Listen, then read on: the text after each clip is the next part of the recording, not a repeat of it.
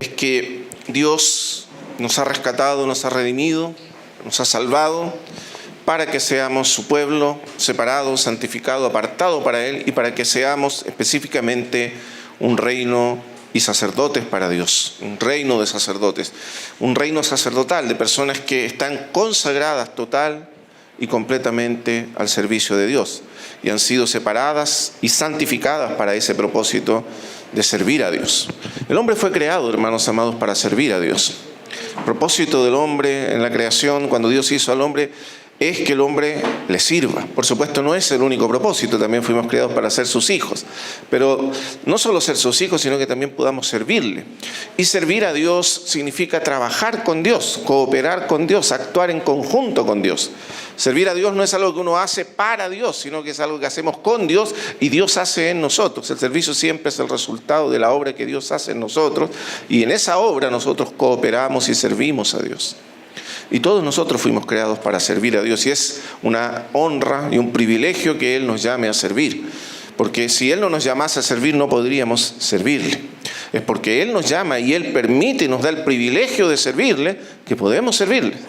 Porque Dios no necesita de nosotros. Dios no necesita de absolutamente nada ni nadie. Y todo lo que Él puede hacer, lo puede hacer solo sin la cooperación de absolutamente ninguna de sus criaturas. Porque Dios es totalmente suficiente en sí mismo.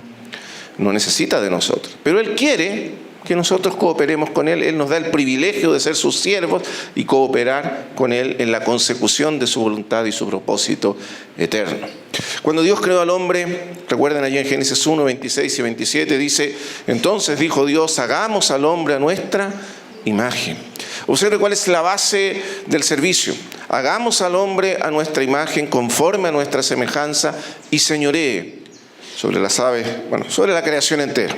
Y luego los bendijo Dios y les dijo: fructificad, multiplicaos, llenad la tierra y sojuzgadla y señoread. Entonces, ahí tenemos las etapas. Dios crea al hombre para que el hombre sea portador de su imagen, lleve su imagen, represente su imagen en el mundo creado. Y eso significa que el principal propósito de la creación del hombre es que el hombre sea la expresión de Dios en el mundo creado, que el hombre sea la expresión divina en el mundo creado y represente, por tanto, la autoridad, la voluntad de Dios en el mundo creado. El hombre fue creado para ser un espejo de Dios en el mundo. Y es a través de esa imagen y por causa de esa imagen que el hombre puede servir a Dios y ser siervo de Dios en el mundo. Porque sin la imagen, sin el carácter de Dios, no podemos servirle. Y por eso el énfasis en la santidad. En el Antiguo Testamento la santidad, en el caso de los sacerdotes, por supuesto no es todo eso, pero en el caso de los sacerdotes la santidad está representada por temas o aspectos mayormente rituales, ropas, vestiduras, sacrificios, cosas que son rituales. Pero todo eso sirve para representar lo que Dios busca en realidad. La santidad que busca Dios en nosotros no es una santidad ritual, exterior, es una santidad del corazón, es decir, una santidad de carácter moral. Es decir, que portemos la imagen de Dios en el mundo, que seamos como Dios, que seamos como Cristo, que es la perfecta imagen de Dios. Eso es ser santo. Y en ese sentido Dios nos llama a ser sus cooperadores, nos da el privilegio de cooperar con Él en la manifestación de su voluntad y de su reino en el mundo, y eso es servir a Dios. Por eso el primer día dijimos: servir es reinar, reinar es servir, porque cuando servimos manifestamos el reino de Dios y cooperamos con la manifestación del reino de Dios en el mundo. Y cuando Dios dice en Génesis 1:27 que el hombre señoree sobre toda la creación, no es señorear autónomamente o por su cuenta, es señorear bajo la autoridad y el reino de Dios y expresar la autoridad y el reino de Dios en el mundo. Entonces Dios está, por supuesto, restaurando esa función o ese propósito que Dios otorgó al hombre y que se perdió por causa del pecado, y comienza su restauración a lo largo de toda la historia de la salvación que vemos en la Escritura. Ahora estamos en el tiempo del Antiguo Testamento y todavía, por supuesto, estamos en el tiempo de las sombras, de los tipos, todavía no estamos en el tiempo de la realidad. Por eso cuando lo leemos, como nos decía nuestro hermano, de una manera, disculpen la palabra teológica, pero tenemos que leer el Antiguo Testamento de una manera cristológica. ¿Qué quiere decir cristológica? Que tenemos que ver a Cristo en el Antiguo Testamento. Si somos judíos, nosotros leeríamos el Antiguo Testamento y ¿qué veríamos? Ofrendas, rituales. Si usted fuese un judío y lee Levíticos, ¿qué ve? Lo que tiene que hacer, es decir, efectivamente yo tengo que ofrecer un sacrificio, matar a un animal y todo eso, porque eso es lo que dice el texto. Pero los creyentes, los que somos de Cristo, aquellos cuyos ojos han sido abiertos por el Espíritu Santo y el velo ha sido quitado, ya no vemos eso. Vemos a Cristo. Vemos a Cristo en cada parte del Antiguo Testamento y vemos su realidad allí. Entonces eso es lo que estamos haciendo, leyendo el Antiguo Testamento de esa manera.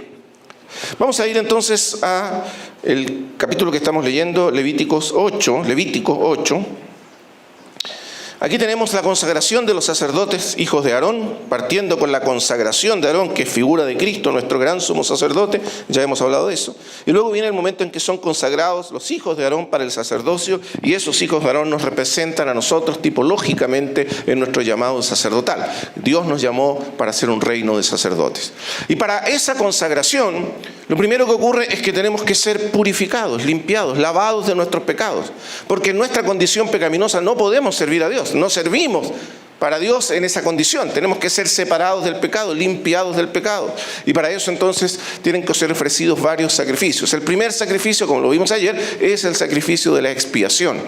Y explicamos que esto significa que nuestros pecados han sido expiados por Cristo en la cruz. Él cargó nuestros pecados, nuestras ofensas, nuestras transgresiones, y allí entonces canceló la deuda. Allí nuestros pecados fueron borrados para siempre, y por lo tanto hoy día estamos completamente limpios de pecado a los ojos de Dios. Hemos sido purificados de nuestros pecados, hemos sido lavados de nuestros pecados por la sangre de Cristo, hemos sido perdonados, nuestra deuda ha sido cancelada y hoy Dios nos mira como completamente inocentes de pecado en Cristo. Ahora, observe que esto todavía no ha hecho ningún cambio en nuestro corazón. Esto todavía es una cuestión legal, forense, pero es real. Dios nos acepta en Cristo como inocentes, como sin pecados, porque Él tomó nuestro lugar en la cruz. Entonces aquí no se trata de si yo me siento o no me siento bueno, me siento o no me siento pecador. Aquí es una cuestión objetiva. Es lo que Dios hizo en Cristo en la cruz lo que garantiza que mis pecados fueron perdonados, borrados, porque un justo, una víctima justa, tomó mi lugar, me sustituyó en la muerte para que yo pudiese ser perdonado y justificado. Ese es el primer elemento de la justificación. Se nos atribuye justicia sin obras. Se nos declara justos, es decir, sin pecados, inocentes, sin obras. Esto es igual que en un juicio, por eso los teólogos hablan de justicia forense o justicia legal. ¿Qué quiere decir eso? Cuando usted va a un juicio, viene el abogado y presenta el fiscal, ¿no es cierto?, el persecutor, todas las acusaciones, la lista de cuestiones por las cuales usted está siendo acusado, las transgresiones, porque en el fondo se trata de las cosas en que usted transgredió la ley. Y viene el abogado defensor y presenta la defensa. Y se efectúa el juicio, se presentan las pruebas, las evidencias, se discute y finalmente el juez dicta la sentencia. Si el juez declara que usted no es culpable, o sea, no culpable, es decir, inocente, usted sale libre de polvo y paja y se va tranquilo por la vida y nadie más lo puede volver a acusar. Usted sabe eso, ¿no? Que una vez que eso se llama cosa juzgada. Cosa juzgada significa que una vez que se determinó un juicio, usted no puede ser juzgado nuevamente por lo mismo. Usted es declarado inocente y nadie más puede volver a culpar. Es una cuestión legal, pero tiene efectos reales en su vida. Significa que usted puede seguir caminando libre por la vida y viviendo su vida. Pero si el juez lo declara culpable, ¿qué ocurre? Usted pierde su libertad, pierde sus derechos y va a la cárcel. ¿Se entiende? Eso es un juicio legal, eso es una declaración forense. Usted está siendo declarado culpable o inocente. Eso es lo que ocurrió en la cruz. Usted fue presentado y todo el acta de decretos que había contra suya estaban allí delante. Todas las transgresiones, todas mis transgresiones, todas tus transgresiones, estaban todas allí escritas. Y la lista era larga, inmensamente larga. Y a todos los ojos usted era culpable, yo era culpable, no había manera de escapar, ni el mejor abogado podía salvarnos. Pero vino uno y tomó nuestro lugar y cargó sobre sí nuestros pecados y asumió nuestra culpa y fue castigado y condenado y ejecutado en nuestro lugar. Y producto de eso, porque Él tomó nuestro lugar y fue declarado culpable en nuestro lugar, usted y yo fuimos declarados inocentes. Por toda la eternidad. Es cosa juzgada. Nadie jamás podrá levantar su dedo y volvernos a acusar. Por eso dice la Escritura: ahora pues, ninguna condenación hay para los que están en Cristo Jesús. Nunca más nadie podrá levantar su dedo y acusarte. No porque no hayas pecado, sino porque otro pagó y canceló tu deuda para siempre. Bendito sea el Señor. Eso es lo que Cristo hizo. ¿Y lo hizo por qué? ¿Por qué hizo Cristo eso?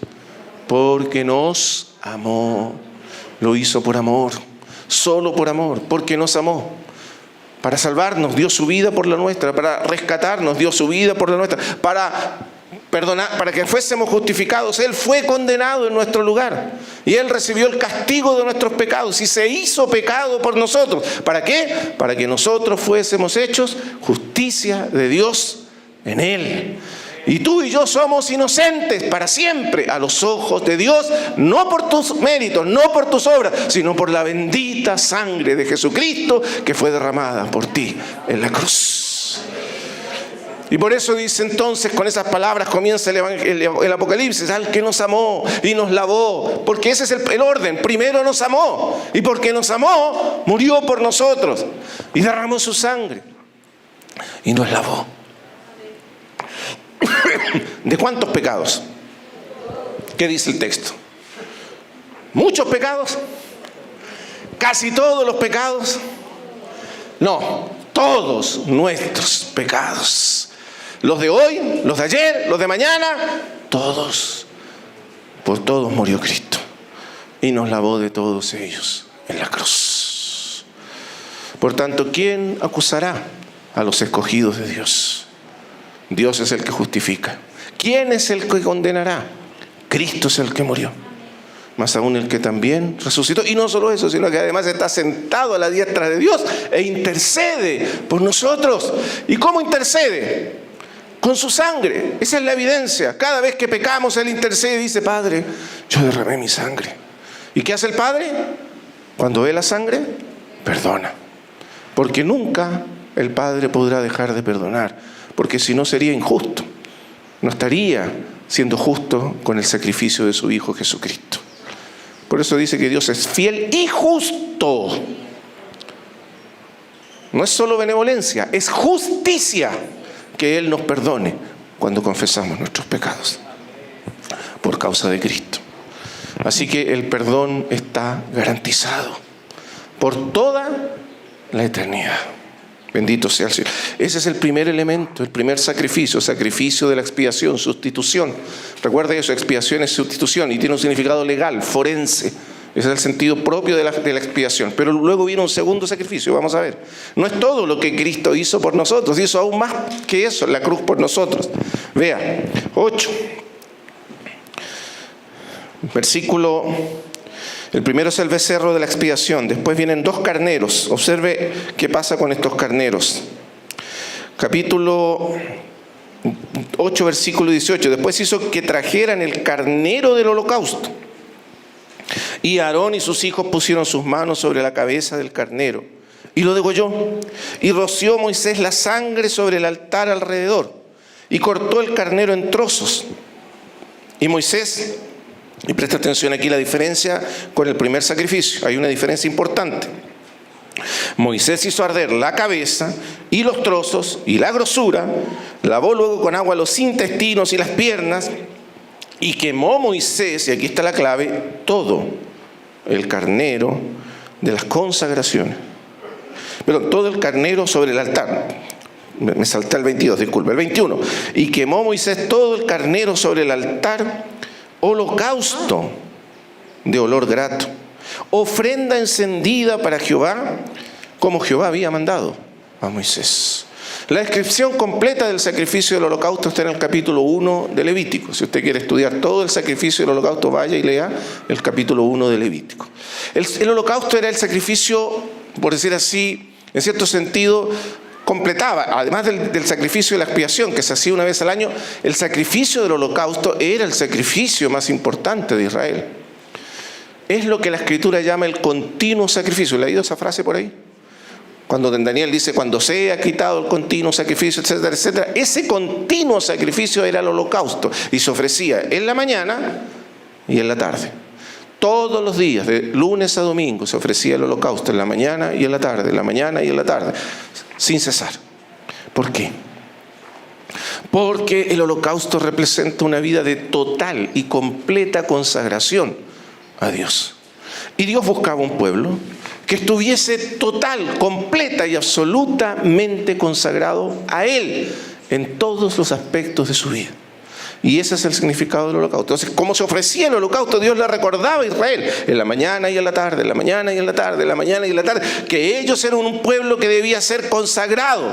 De hecho, había sido comprado, lavado, salvado para vivir completa, total y absolutamente para Dios y solo para Dios. Y de eso habla el holocausto. El punto es que ese hombre o esa mujer que vive única, total y absolutamente para Dios, no solo en su conducta externa, sino más aún en su corazón, en su mente, en sus afectos, en los deseos profundos de su corazón, ese hombre nunca existió en Israel. Esa persona nunca existió. Aún de los hombres más santos, mejor descritos en términos de su relación con Dios en el Antiguo Testamento, se nos dice de todos, casi sin excepción, que eran pecadores. Y de hecho todos eran pecadores. Pero ahí está el holocausto. Y eso es lo que Dios busca, esa vida de total, completa, absoluta consagración. Pero nosotros no tenemos esa vida. Usted tiene una vida, porque esa es la vida que Dios exige. Dios le está diciendo a Israel, la vida que yo acepto, la vida que yo recibo, la vida que me agrada, que me satisface, es una vida así, de holocausto. La pregunta es, ¿quién tiene esa clase de vida para presentársela a Dios? ¿La tiene usted? ¿La tengo yo? Nadie la tiene. Ese es el segundo aspecto de la justificación. El primer aspecto es ser declarados inocentes. Pero observe con atención, ser declarados inocentes es la mitad del problema nuestro. La otra mitad es que no tenemos ni hemos tenido la vida que Dios quiere que tengamos delante de Él. ¿Se entiende lo que estoy diciendo? Usted es inocente, sí, pero no ha hecho nada de lo que Dios pide. En el sentido negativo, usted ha sido declarado sin falta, sin pecado.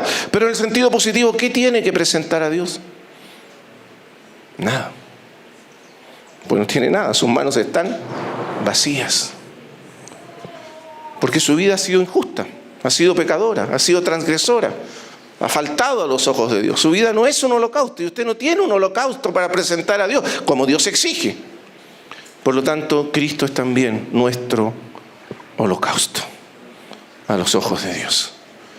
Entonces leamos qué quiere decir esto respecto a Cristo. Dice, después hizo que trajeran el carnero del holocausto.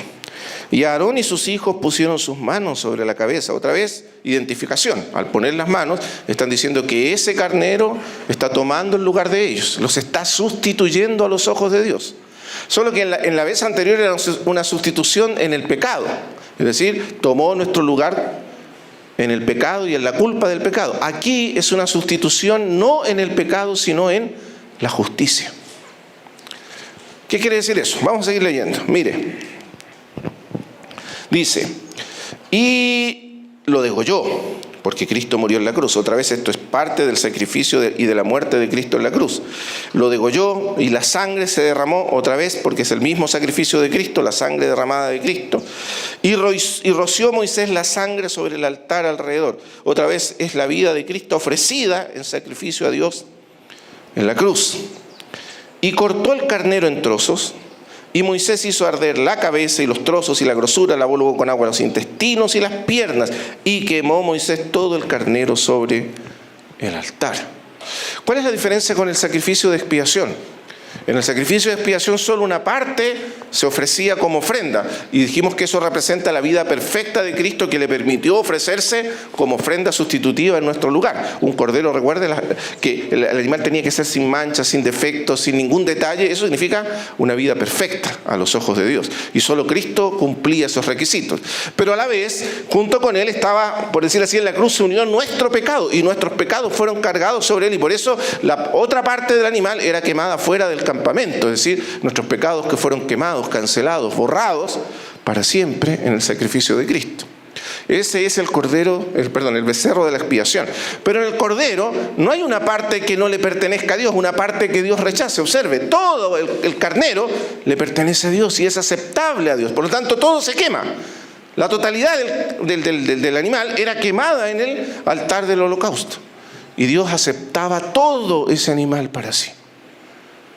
Eso significa ya no la parte sustitutiva en que Cristo nos sustituyó en el pecado, sino la sustitución de Cristo en la justicia. Vamos a ir a Romanos para entender un poco mejor qué significa eso. Romanos capítulo 5.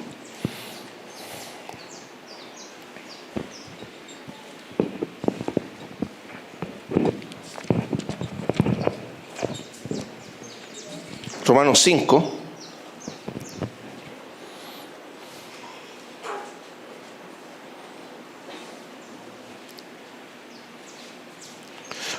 Vamos a leer algunos versículos. Mira lo que dice. Lo que dice básicamente Romanos 5, desde el 12 en adelante, es que por medio de Adán, en un solo hombre, en un acto de desobediencia de un solo hombre, el pecado entró y junto con el pecado la muerte y la condenación, y pasó a todos los hombres. Todos en Adán mueren, todos en Adán pecan, todos en Adán son hechos pecadores por causa del pecado de Adán. Un solo hombre introdujo el pecado en el mundo y con el pecado la muerte. Pero, observe ahora, el versículo 15, pero el don no fue como la transgresión. Este aquí se refiere al don de la justicia, al don de la justificación. Porque si por la transgresión de aquel uno murieron los muchos, abundaron mucho más para los muchos la gracia y el don de Dios por la gracia de un hombre, Jesucristo. ¿Y cómo ocurrió eso? Vea el versículo 18. Así que, y aquí está la clave, como por la transgresión de uno, Adán, vino la condenación a todos los hombres.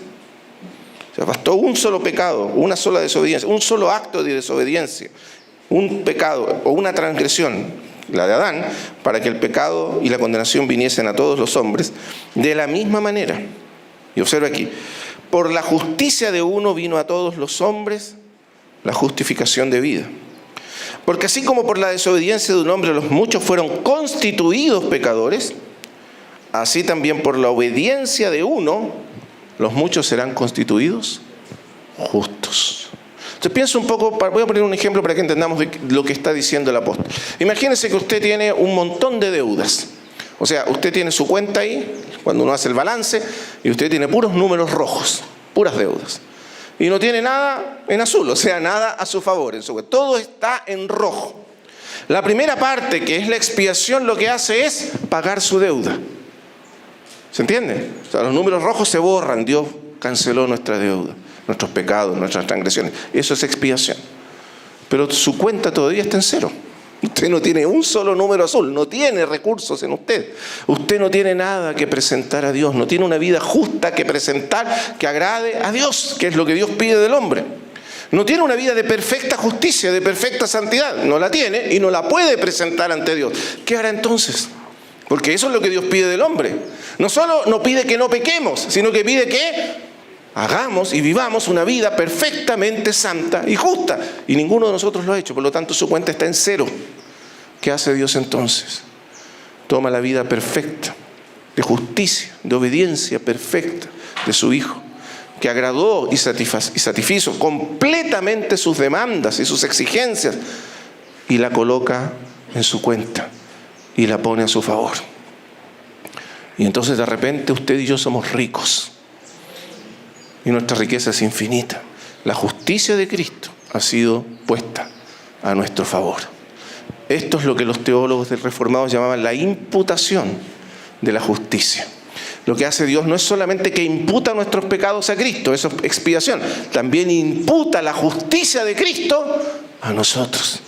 ¿Qué significa imputar? Que pone a nuestra cuenta la justicia de Jesucristo. De manera que ahora usted está rico, usted está lleno de méritos, está lleno de obediencia. Dios lo mira y lo ve vestido y lo ve perfecto en obediencia. Lo ve como quien ha cumplido cada una de sus demandas y exigencias de manera perfecta. No solo exterior, sino interiormente. ¿Por qué?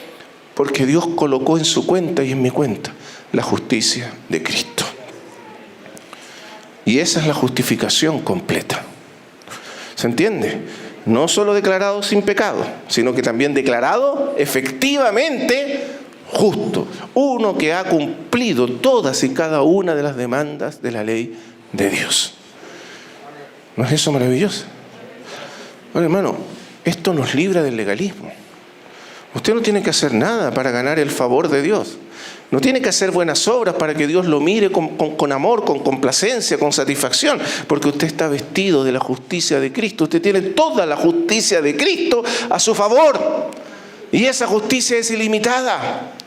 Usted está vestido de esa justicia. Yo estoy vestido de justicia. Por eso dice, para que nosotros fuésemos hechos. Él fue hecho pecado, expiación, sacrificio de expiación. Para que nosotros fuésemos hechos justicia de Dios en Él. Ese es el holocausto. Él vivió una vida de perfecta, total, completa obediencia al Padre. En todo. Por eso dice, por la obediencia de un hombre vino la justicia. ¿Entienden? Todo lo que nosotros no hicimos, Él lo hizo.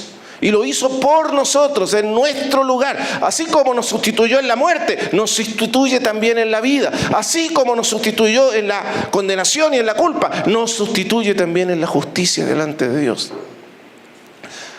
Entonces nos sustituye en la justicia delante de Dios. ¿Se entiende, hermanos amados? Ahora, esto es importantísimo para nuestra vida cristiana. Porque significa que usted y yo no tenemos que hacer nada para ganarnos el favor de Dios. Voy a repetirlo.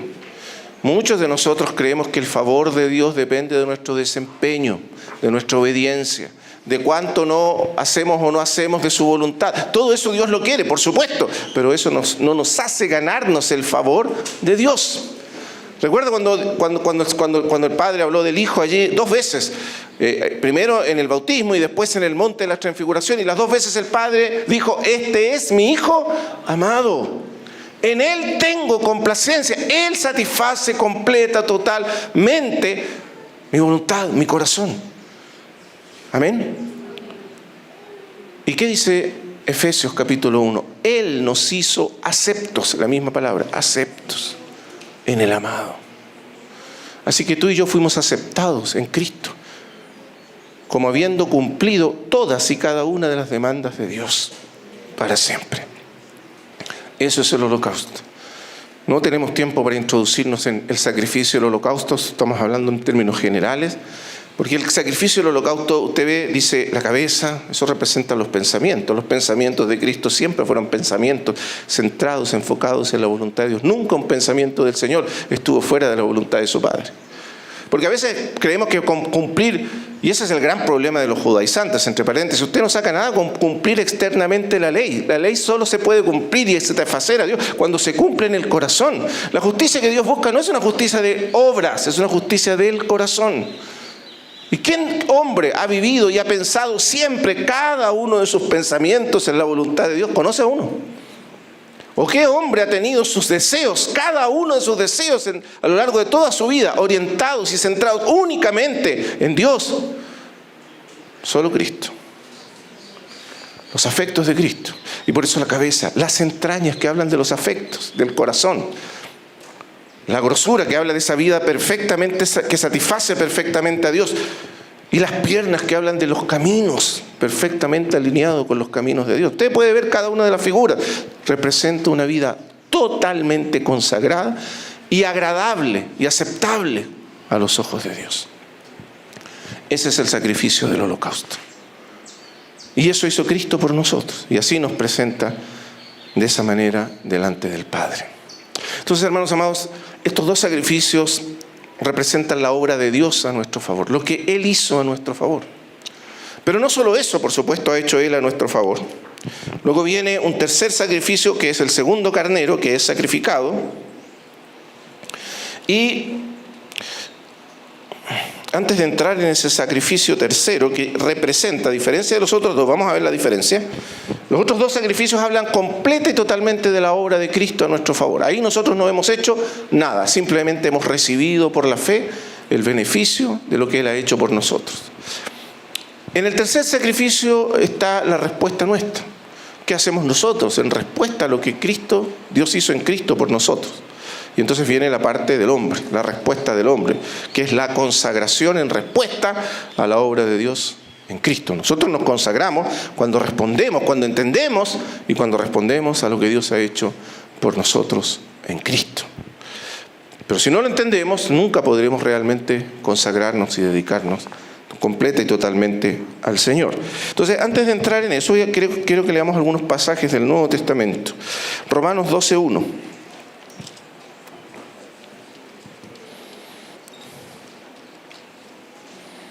Romanos 12:1. Así que, hermanos, dice Pablo, os ruego pues por las misericordias de Dios. Ahora, el capítulo 12 de Romanos es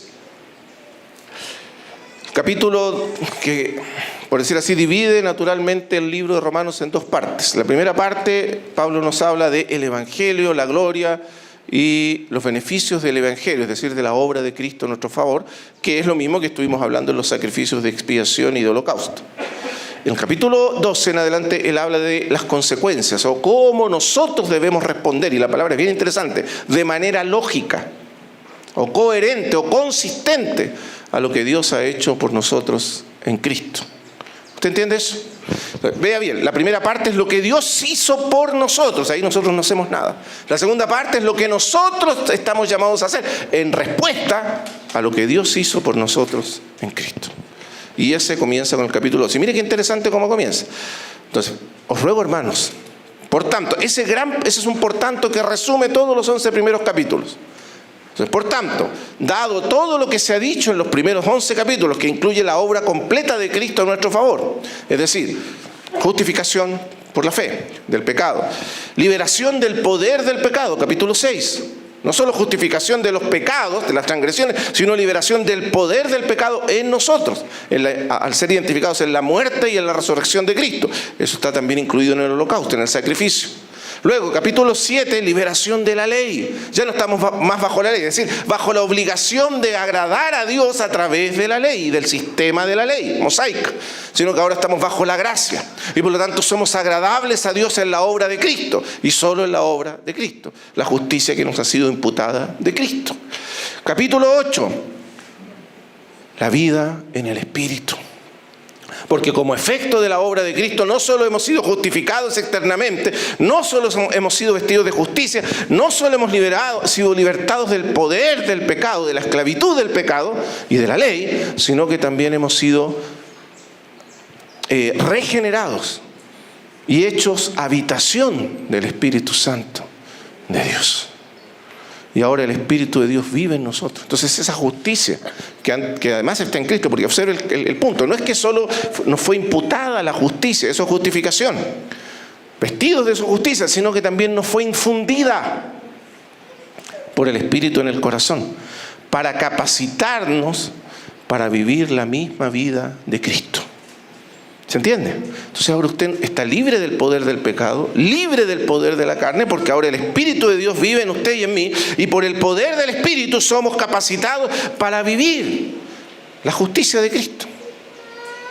No solo para objetivamente y legalmente estar revestidos de justicia, sino también para interiormente, subjetivamente, vivir en esa justicia y en el poder de esa justicia, para que la justicia de la ley se cumpliese en nosotros. Que no andamos conforme a la carne, sino conforme al Espíritu. El Espíritu está en nosotros para capacitarnos para vivir la vida justa y santa de Cristo. En realidad nos infunde la vida justa y santa de Cristo. Pero esa vida no es la que nos justifica. La que nos justifica es la obra de Cristo en la cruz. Pero por esa vida somos capacitados para vivir vidas efectivas y eficientemente santas a los ojos de Dios. Por el Espíritu de Dios. Todo eso es lo que Dios hizo por nosotros en Cristo. ¿Se entiende? Usted está en Cristo, está muerto al pecado, está muerto al poder del pecado, está muerto a la ley, ya no está bajo la ley, está bajo la gracia, ya no está bajo el poder del pecado, sino bajo el poder del Espíritu Santo. Usted vive por el Espíritu, camina en el Espíritu, y el Espíritu de Dios habita en usted y le infunde la vida justa y santa de Cristo. Si usted es un creyente, aunque tenga un día de recién nacido en Cristo, usted ya tiene todo eso. No tiene que esperar 1000 años o 10 años o 50, no. Desde el momento en que usted cree, todo eso es suyo. Amén. Nos dio potestad de ser hechos hijos de Dios. Derecho, autoridad. Muy bien.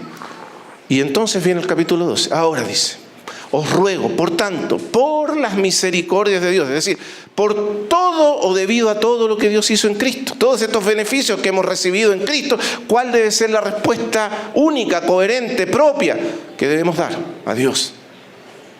Que presentéis vuestros cuerpos en sacrificio vivo. ¿Y de qué está hablando? De los sacerdotes del templo. Los sacerdotes del templo debían presentar el holocausto en la mañana y en la tarde, en la mañana y en la tarde, en la mañana y en la tarde, es decir, constantemente. Y eso significa total y completa consagración de la vida humana a Dios. La mañana y la tarde significa la totalidad del día. ¿Se entiende? Pero ahora, como dice Pedro, ya no presentamos sacrificios de animales, porque ya no necesitamos presentar esos sacrificios, porque Cristo presentó un solo sacrificio por todos nosotros. Así que ya no somos como aquellos sacerdotes que presentaban animales. ¿Qué tenemos que presentar? Según Pablo, nuestros cuerpos. Y ya no en un sacrificio cruento de sangre, sino un sacrificio vivo. Lo que presentamos ahora, así como aquellos sacerdotes, los israelitas cuando querían ofrecer un sacrificio, tenían que llevar su corderito, su becerro o su carnero. Pero ahora ya no tienes que traer nada de eso. Lo que tienes que traer es tu propio cuerpo. Es decir, tu propia vida, porque el cuerpo ahí representa la vida humana, pero la vida humana materializada, encarnada, concretizada en un mundo físico y material, con todo lo que eso significa. Es decir, la totalidad de tu vida, que incluye tu familia, tu trabajo, tus relaciones, tu tiempo, todo. Eso es el cuerpo. Porque el cuerpo es la esfera o es la dimensión física de la vida humana que nos permite vivir en este mundo. Y eso incluye tiempo, trabajo, familia y todo lo que haces con tu cuerpo. ¿No es así? O sea, la vida humana es una vida corporal, física, encarnada en un cuerpo. La totalidad de esa vida. Porque esto es bien práctico. Esto no es una cosa puramente, no es solamente una cosa por decir mental, intelectual, es la totalidad de tu vida que debe ser presentada a Dios como un holocausto. Ahora, qué maravilloso es esto. Es cierto que ninguno de nosotros podía presentar un holocausto a Dios que agradara plenamente a Dios. Pero como Cristo presentó ese holocausto de perfecta vida, de obediencia perfecta, de completa consagración, nosotros somos recibidos en ese holocausto. Y nuestra vida y nuestro cuerpo es recibido en el holocausto de Cristo. Y es aceptable a los ojos de Dios. Lo vamos a ver luego en el carnero de las consagraciones. Pero esa es la idea. O sea, nuestra vida es recibida en Cristo. Y nuestro servicio se recibe en Cristo. Y el Padre lo acepta en Cristo. Y lo acepta por la sangre de Cristo. Y lo acepta revestido de la justicia de Cristo. Y por eso somos aceptables. Y nuestro servicio se hace aceptable. Y nuestra consagración se hace aceptable a los ojos de Dios. Y es por eso que Pablo dice, entonces ahora tú presenta tu cuerpo en sacrificio vivo. Ya no necesitas un sacrificio muerto, Él murió por nosotros, ahora vivo. Es decir, es un sacrificio de vida, es la vida entera consagrada. Esos son los verdaderos sacrificios espirituales. En el servicio, y en el amor, en la comunión, en la vida de la iglesia, como va a inmediatamente decir hacia adelante. Esos son los sacrificios, ese es lo que Dios pide de nosotros y es lo que pide que nos consagremos. Y ese es un sacrificio vivo, santo, agradable a Dios, que Dios acepta, que es nuestro culto. Otra vez, por eso la idea sacerdotal, es el culto. Pero ya no es un culto cruento, material, físico, ritual, es un culto lógico. La palabra ahí es lógicos en griego. Lógicos significa que es de la mente, que es del corazón, que es del entendimiento. ¿Se entiende? Que es la respuesta coherente y consistente de la mente y el corazón a la obra de Dios en Cristo. Muy bien, con eso en mente vamos a leer otro texto que habla de lo mismo en 2 Corintios capítulo 5.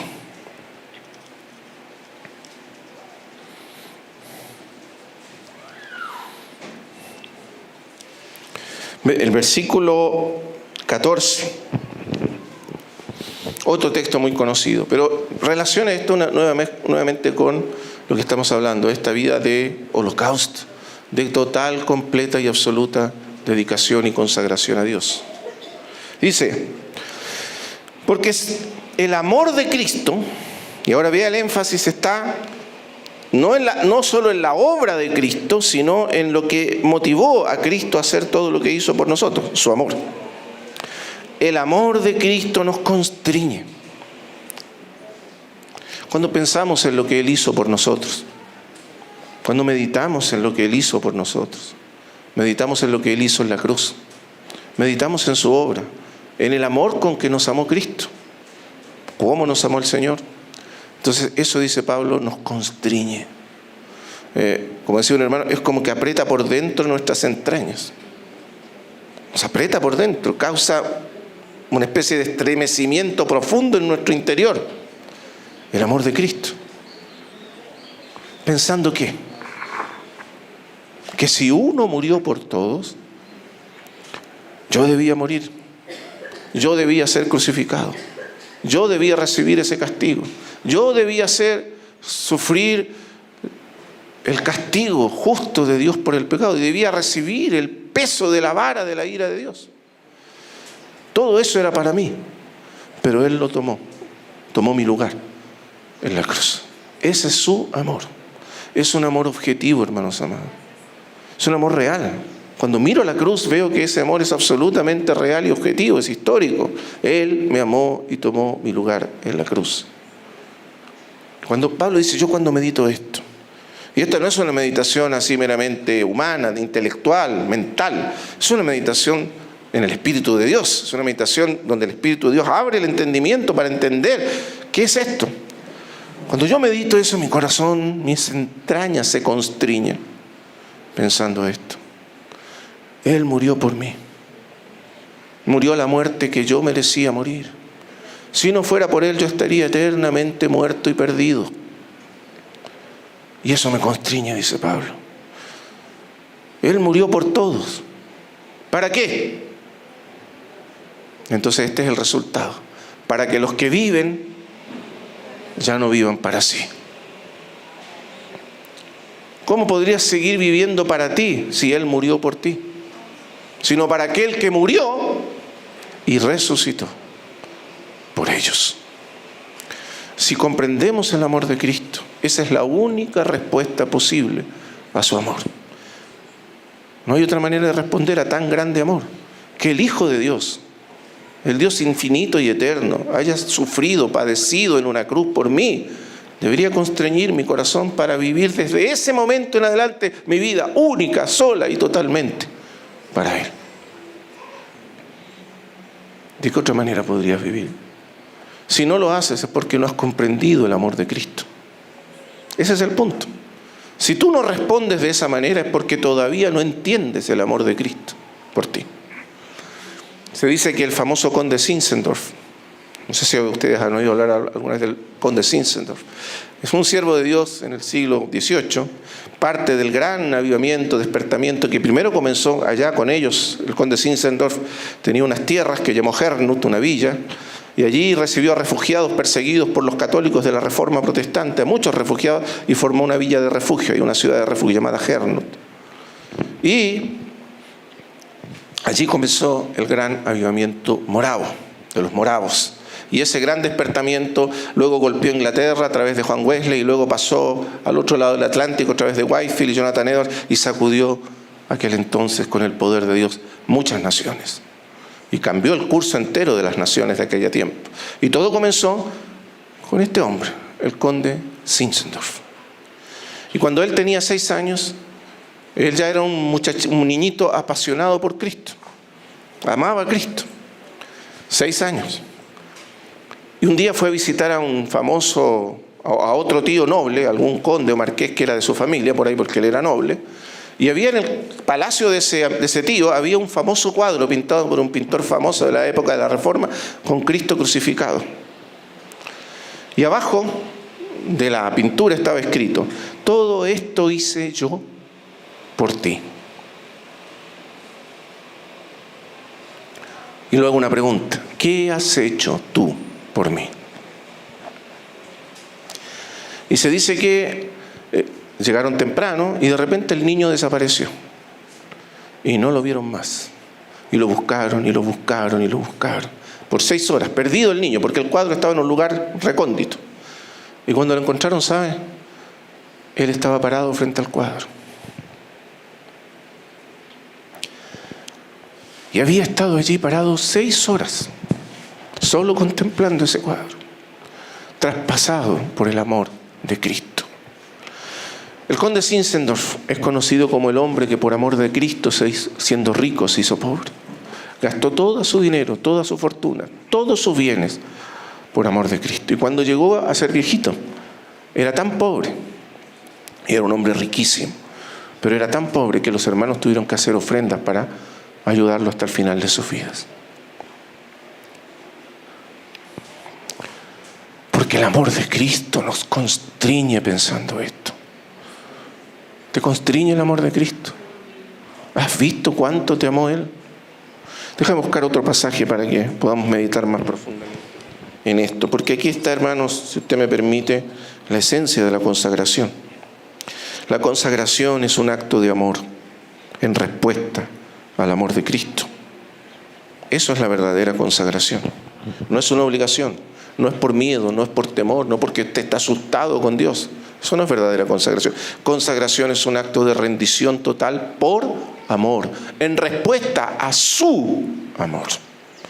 Esa es la verdadera consagración. Entonces, quiero que leamos un pasaje. También ahora, hablando de otro, de la tribu sacerdotal, de Leví, en Números capítulo 8.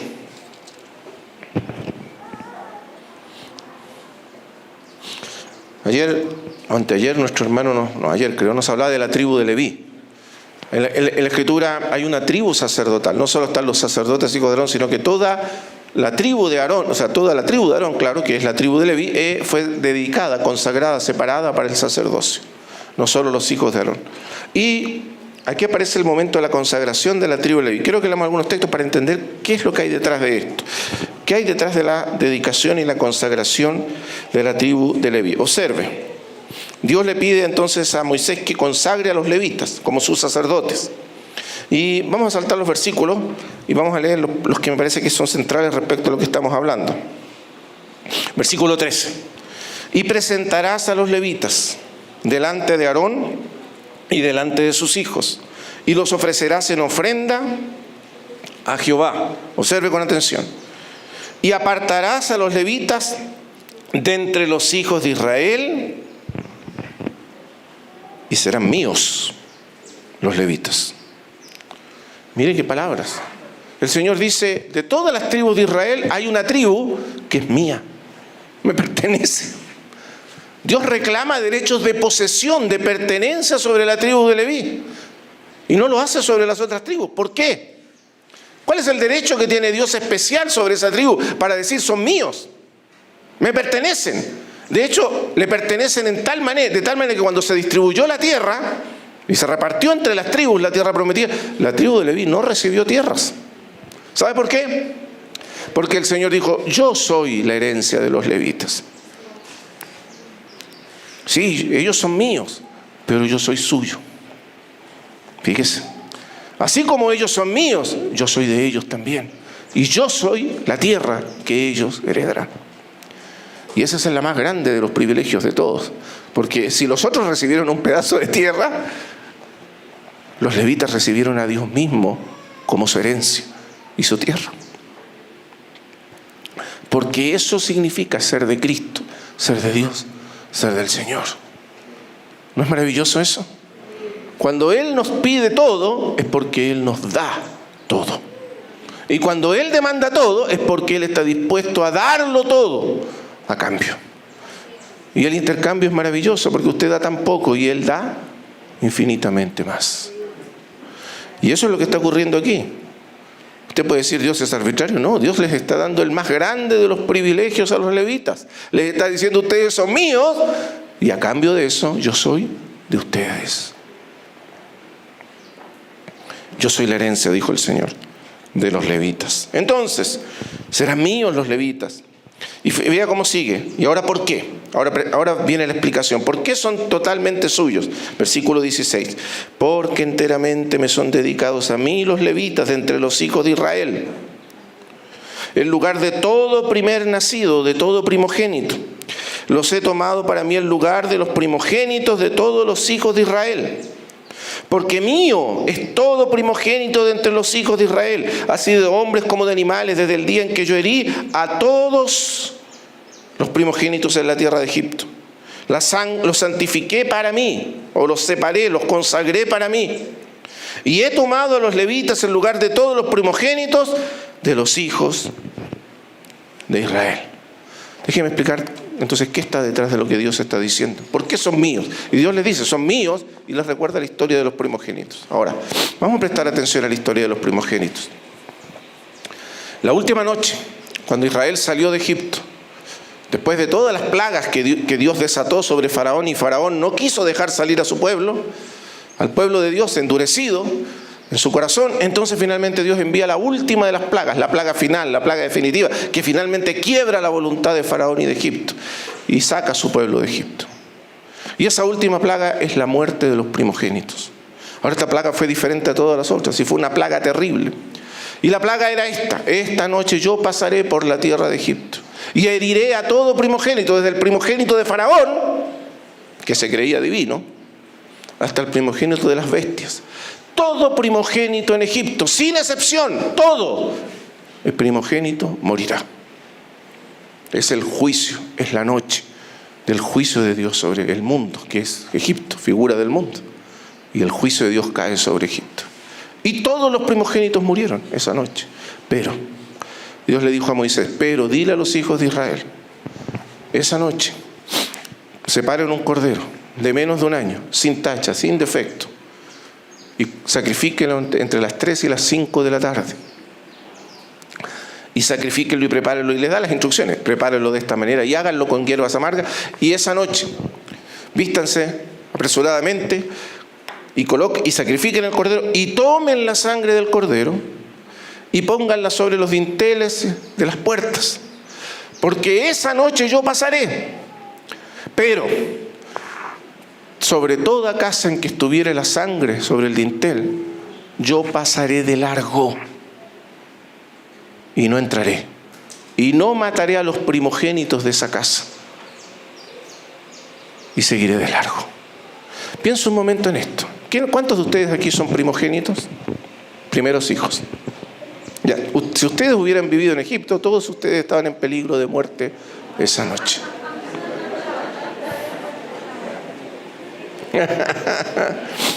Porque era la muerte, era el ángel de Jehová que pasó esa noche, dando muerte a los primogénitos. Hermanos, piensen esto, no es una cuestión de mérito, no es una cuestión de ser bueno o malo. Todos los primogénitos están en sentencia de muerte, pero hay una manera de librarse de la muerte para los primogénitos, porque no eran todos los israelitas, eran los primogénitos de entre los israelitas. ¿Cuál era la manera? Una sola.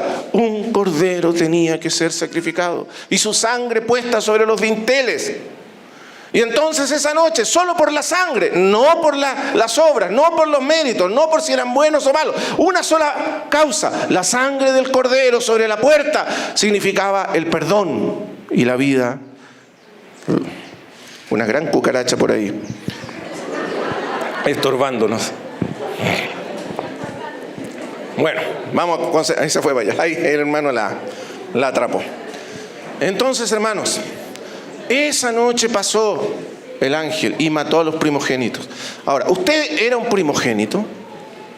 Si usted hubiese sido un primogénito, piense en esto. ¿A qué le debía su vida a usted? Usted estaba vivo. ¿Por qué estaba vivo? Usted debería estar muerto. Usted debería haber muerto con todos los que murieron esa noche, pero estaba vivo. Porque un cordero fue sacrificado y su sangre fue derramada y puesta a su favor. Hermanos, Dios les dice, claro, Israel pecó, adoró al becerro de oro y por lo tanto los primogénitos perdieron el privilegio de ser el sacerdocio de Dios. Israel perdió en ese paso el privilegio de ser un reino de sacerdotes. Y ese privilegio fue dado a una sola tribu, a los levitas. Porque los levitas ejecutaron el juicio de Dios contra los que se contaminaron y adoraron al becerro de oro. Por eso son suyos. ¿Sabe por qué? Porque si no fuera por la sangre del cordero, ustedes ni siquiera existirían. Son míos. Viven porque yo les di vida y les perdoné y los salvé de la muerte Ustedes son míos. No hizo eso Cristo por nosotros. Por eso la Escritura nos llama, a nosotros la iglesia. ¿Sabe cómo nos llama Hebreos? La congregación, la iglesia de los primogénitos que están inscritos en los cielos. Todos nosotros somos la iglesia de los primogénitos. Porque por todos nosotros fue sacrificado el Cordero bendito de Dios. Y fue su sangre la que nos libró de la muerte para siempre. Y por Él estamos vivos. Y por eso somos suyos. Yo los compré. Yo pagué. Yo los salvé. Y los salvé para mí. Para que sean míos. Y para yo ser de ellos eternamente.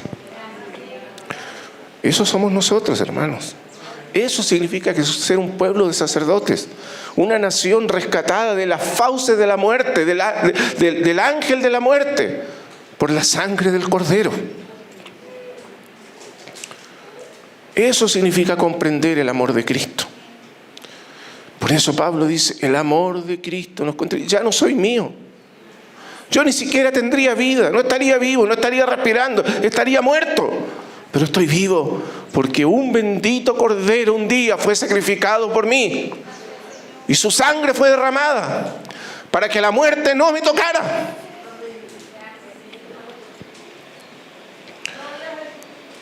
Y yo pudiera vivir eternamente delante de Dios. El amor de Cristo nos constriñe. Te constriñe su amor. ¿Comprendes que no eres tuyo? A veces pensamos con tanta soberbia, como nos decía la palabra anoche, con tanto orgullo, que tenemos algo, que somos algo, que merecemos algo, que incluso podemos exigir algo de Dios. ¿Qué somos, hermano? No somos nada. Estaríamos muertos si no fuese porque Él murió por nosotros. ¿Cómo podemos responder a ese amor? Solo de una manera. Ya no soy más mío, Señor, soy tuyo. Te pertenezco. Todo lo que soy te pertenece. Mi cuerpo, mi alma, mi mente, mis sentidos, mis emociones, todo es tuyo. Tú lo compraste. Tú lo compraste. Eso somos, hermanos. Y esa es la verdadera consagración que Dios quiere de nosotros. Es en respuesta a su amor. O como dice Pablo, pensando y constreñidos por su amor, es que nos rendimos y nos entregamos y nos consagramos a Él para arder eternamente en el altar de su amor. Bendito sea el Señor. Bendito sea el Señor. Da gracias al Señor por eso.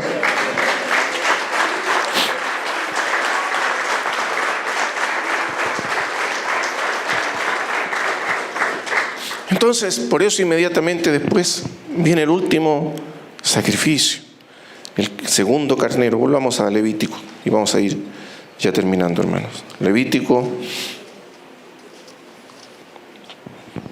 8. Vamos a leer ahora el versículo 22.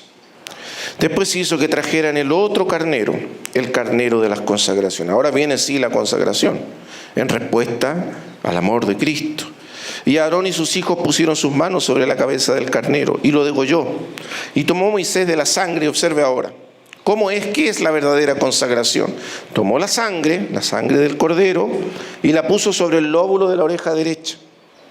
Después de Aarón, sobre el dedo pulgar de su mano derecha y sobre el dedo pulgar de su pie derecho. Eso significa una vida completamente separada, dedicada, purificada para Dios. Pero en 3 dimensiones. Lo primero es el oído. La voz que escuchamos, la voz que gobierna, la voz que dirige nuestras vidas, ¿es la nuestra? ¿Es la de los hombres? ¿Es la del mundo? ¿Qué palabra, qué voz nos dirige, nos gobierna? ¿O es la voz de Dios? ¿Recuerda lo que dijo Jesús en Juan capítulo 5? No puede el Hijo hacer nada. Qué maravillosas son esas palabras. Claro que el Hijo podía hacer muchas cosas. ¿Quién es más perfecto? ¿Quién es más completo? ¿Quién es más sabio? ¿Quién es más inteligente que el Hijo? Nosotros que nos pensamos tan capaces, tan inteligentes, tan sabios, y tomamos una decisión, tomamos otra, vamos para aquí, vamos para allá, escuchamos nuestro propio consejo. Pero Él no hacía nada. por sí mismo. Eso es completa consagración. Eso es vivir una vida de altar, de holocausto a los ojos de Dios. Yo no puedo hacer nada por mí mismo. Según oigo, así juzgo. Yo hablo lo que escucho, yo hago lo que oigo. Lo que yo escucho cerca de mi Padre, eso hago. Y no hago nada más y nada menos. Así vivía su vida el bendito Hijo de Dios. Sus ojos, sus oídos abiertos. Por eso en el Salmo, en la cita de Hebreos, cuando habla de la encarnación, él dice, entre otras cosas, dice, como en el rollo del libro está escrito de mí, aquí vengo, Dios, para hacer tu voluntad. Y luego dice, has abierto mis oídos para escuchar tu voz. Y todo lo que el Hijo hacía era oír la voz del Padre. Podríamos estudiar la Escritura, es maravilloso ver que esto no era una cuestión meramente teórica. El Señor Jesús separaba las horas más importantes de su vida y de su día para estar con Dios, en oración, para escuchar la voz del Padre. Por sobre todos los tumultos del mundo y de los ruidos del mundo, a Él le interesaba escuchar una sola voz, la voz de Dios. Hermanos amados, nuestros oídos están consagrados, dedicados a escuchar la voz. ¿O tienes tantas voces que te hablan? Porque las voces que nos hablan son interminablemente largas. El mundo nos habla. La televisión, la radio, los libros, los diarios, las redes nos hablan constantemente, nos bombardean. El mundo nos habla, la familia nos habla, los amigos nos hablan. Tantas personas nos hablan. Pero escuchen, la única voz que importa escuchar es la voz de Dios. Oído consagrado, oído purificado, lavado, que escucha su voz. Eso es consagración. Esa es la vida de holocausto que Cristo vivió. Es el carnero de las consagraciones, es Él, en primer lugar. Por eso Aarón es consagrado antes que los hijos. Porque es en su consagración que nosotros somos consagrados a Dios.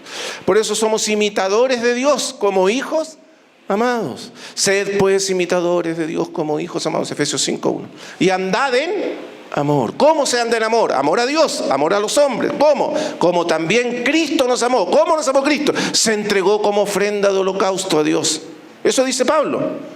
Ofrenda y sacrificio a Dios en olor fragante. En un sacrificio que agradó perfectamente al Padre. El holocausto perfecto. Esa es la vida de Cristo. Y así tenemos que andar nosotros también. ¿Cómo anduvo Cristo? Con su oído abierto para oír la voz de Dios. En segundo lugar, la sangre sobre el pulgar derecho de la mano derecha. Y eso nos habla de las obras, lo que hacemos. Nuestra vida consagrada a Él, las obras de nuestras manos, lo que hacemos con las manos, dedicado a Él. ¿Qué haces con tus manos? Tu trabajo. Algunos piensan y hacen esta división que no está en la Escritura, entre lo sagrado y lo secular. Hay cosas que son sagradas, las cosas de la iglesia, cuando estamos con los hermanos. Y lo secular, lo que yo hago cuando estoy en mi casa, cuando trabajo. No, hermanos. No hay división entre sagrado y secular. Todo lo que hacemos es para el Señor. Todo lo que hacéis, sea de palabra o de hecho, hacedlo para el Señor. ¿No dice eso la Escritura? ¿Tu trabajo para quién es? Entonces, ¿cómo tienes que hacerlo? No como sirviendo a los hombres, sino sirviendo a Cristo. Y cuando uno hace las cosas para Cristo, las hace de la mejor manera en que le es dado hacerlo, ¿o no? Como dicen ustedes, o sí o no. Hermanos, ¿cómo haces tu trabajo? ¿Eres negligente? ¿Eres descuidado? Esto es secular, esto es para los hombres. No. Todo lo que hacemos es para el Señor. ¿No es eso? Por lo tanto, todo lo que hacemos, tus obras, tus caminos, cuando lavas los platos en la casa, cuando barres, cuando limpias, cuando cuidas de tus hijos, lo que sea que estés haciendo, es para el Señor. Tus manos, santificadas, consagradas a Dios. Hay un hermoso himno de Francis River Havergal, que es una gran escritora de himnos, que escribió un libro que se llama Entera Consagración. No sé si lo conocen. Que mi vida entera esté consagrada a ti, Señor. Que mis labios al hablar hablen solo de tu amor. Que mis pies tan solo en pos de lo santo puedan ir. Y que a ti, Señor, mi voz se complazca en bendecir. Toma, oh Dios, mi voluntad y hazla tuya nada más. Toma, oh Dios, mi corazón. Por tu trono lo tendrás. Y por eso lávame en tu sangre, Salvador. La sangre que nos purifica, nos consagra, nos separa. Límpiame de toda mi maldad. Traigo a ti mi vida para ser, Señor, tuya por la eternidad. ¿Conocían ese himno? Hermoso himno. ¿Sabe lo que hace ella? Dedica cada parte de su cuerpo y de su ser y la consagra a Dios, parte por parte. Las manos, los pies, los ojos, la voz, el corazón, la mente, la voluntad, todo. Esa es verdadera consagración. Y observe que esto es específico. Los oídos, las manos y ahora luego el pulgar del pie derecho, pulgar derecho, también consagrado. Eso significa nuestros caminos. ¿Por qué caminos andas, hermano amado? ¿A dónde van tus pies? ¿A qué lugares diriges tu vida? Tus caminos. ¿Son tus caminos santos? ¿Están consagrados al Señor? ¿O vas a los lugares donde tú quieres o te parece o te gusta? ¿Cuáles son tus caminos? Consagración de todos tus caminos al Señor. Hay camino que al hombre le parece derecho, pero su fin es camino de muerte. En contraste con eso, la senda de los justos, el camino de los justos es como la luz de la aurora, que va en aumento hasta que el día es perfecto. Todos tus caminos, ¿a dónde van tus pies? ¿A dónde te diriges? ¿Con quiénes te reúnes? Bienaventurado el hombre. ¿Recuerdan el Salmo 1? Algunos se lo saben. Pero no anduvo en consejo de malos, ni estuvo en camino de pecadores. ¿Dónde van tus caminos? ¿Qué miras? ¿A dónde te llevas tus ojos? ¿A dónde llevas tus manos? ¿A dónde llevas tu cuerpo? ¿En qué lugares los pones? ¿Con quién te relacionas? Tus caminos. El Señor consagró todos sus caminos al Padre y caminó una vida de perfecta obediencia al Padre. Entonces, completa consagración. Y ya como terminamos, fíjese, seguimos ahí. Ve ahora 25. Después tomó la grosura, la cola, toda la grosura que estaba sobre los intestinos, la grosura del hígado, los 2 riñones y la grosura de ellos, y la espaldilla derecha.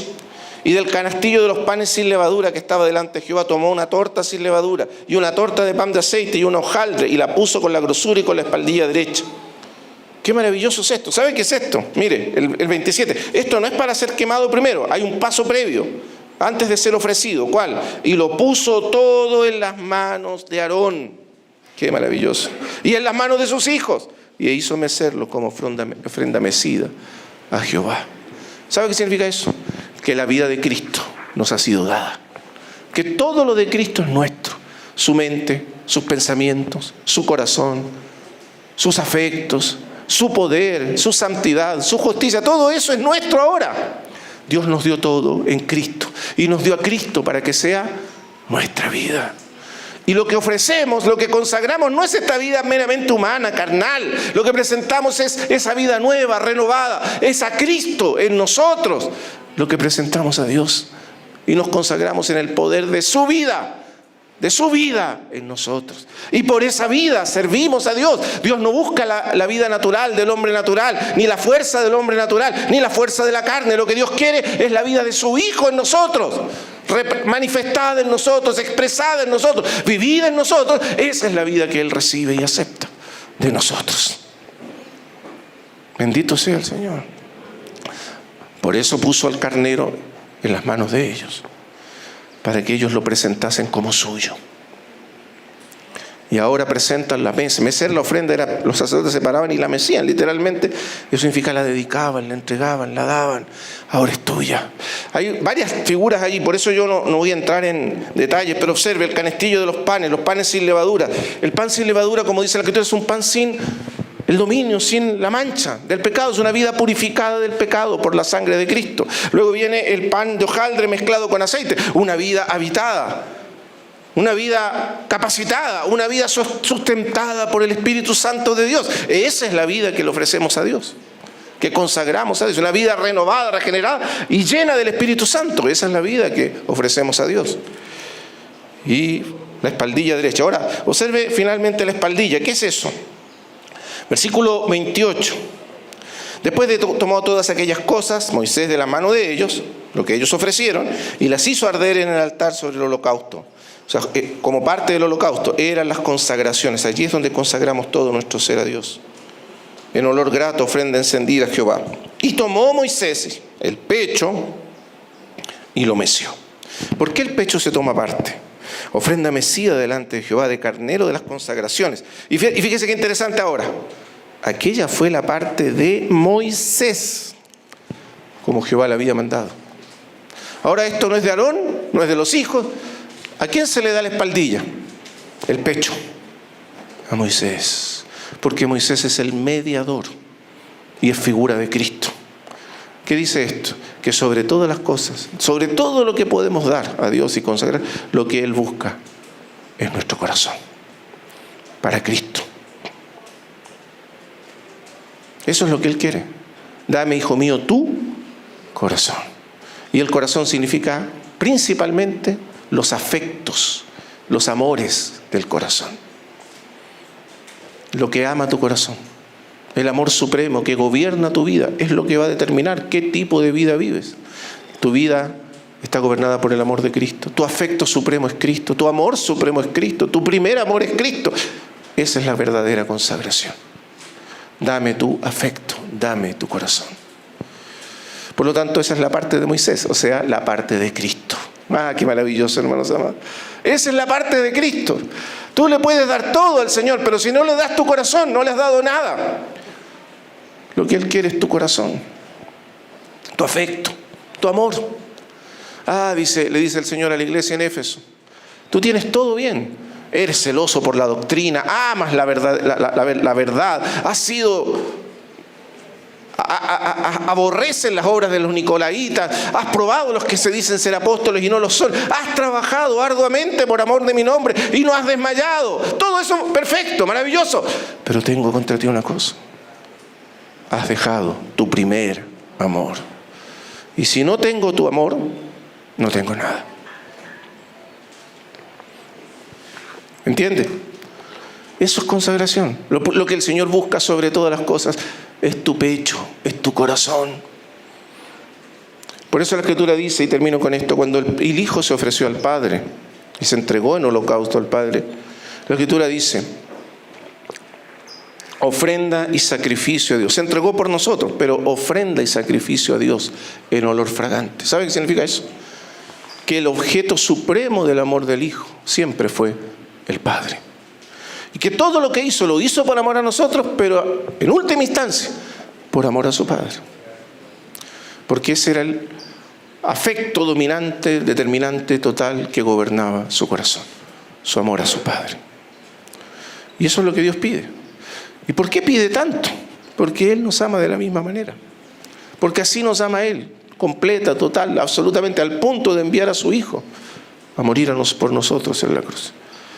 Y por eso Él pide sobre todas las cosas. Había muchas cosas más que conversar. Lo que sigue hacia adelante es muy bonito porque habla de la vida de comunión. La vida de consagración no es una vida solitaria, es una vida de comunión. El carnero de la consagración, lo que sobraba, lo que no se ofrecía en el holocausto, sobraba toda la carne, tenía que comerse todos ellos juntos durante 7 días a la puerta del tabernáculo de reunión. Y no podían salir de allí hasta que terminaran de comer el carnero. Durante 7 días, bajo pena de muerte. O sea, en otras palabras, si usted no vive una vida de comunión, por muy consagrado que sea, usted va a morir. Usted necesita la comunión del cuerpo de Cristo. Necesitamos comer juntos a Cristo, alimentarnos juntos a Cristo. Si no, morimos. ¿Se entiende? Ya no tenemos tiempo para revisar eso. Pero después usted, si quiere, lo puede leer allí. Oremos al Señor. Yo le invito a hacer una oración de consagración, pero como lo hemos entendido hoy, de amor en respuesta a su amor. Señor, yo soy tuyo. Lástima que no nos sepamos ese himno, pero podemos repetirlo. Señor, todo lo que yo tengo es tuyo. Mis oídos son tuyos, mi corazón es tuyo, mis manos son tuyas, mis piernas son tuyas, mis caminos son tuyos. Yo soy tuyo, Señor, porque tú eres mío primero. Amén. Oremos al Señor. Padre Celestial, te damos gracias por tu bendita palabra. Es una palabra que nos conmueve, nos constriñe, porque el amor de Cristo nos constriñe pensando esto. Él murió por todos nosotros. Si no fuera por Él, por su bendita sangre derramada, estaríamos muertos, estaríamos perdidos, no tendríamos vida, ni siquiera estaríamos aquí. Pero Él nos amó, derramó su sangre y nos compró, nos salvó, nos hizo suyos. nos compró por el precio de su sangre, pero ¿para qué? Para Él ser nuestro también, completamente y para siempre. Para que su vida sea nuestra, para que su hermosura sea nuestra, para que su santidad sea nuestra, para que su poder sea nuestro, para que su autoridad y su reino sean nuestros, para que todo lo suyo sea nuestro. Para eso nos compraste, Señor. ¿Cómo no estar agradecidos? ¿Cómo no doblar nuestras rodillas y nuestro ser entero y ponerlo en tu altar, como un holocausto, como una ofrenda encendida? Nos presentamos como redimidos, como rescatados, como regenerados, como renovados, como lavados por la sangre de Cristo, como comprados por su sangre. Así nos presentamos, así nos ofrecemos, renovados, regenerados, lavados, santificados, purificados por tu obra. Así nos presentamos para vivir una vida entera, consagración.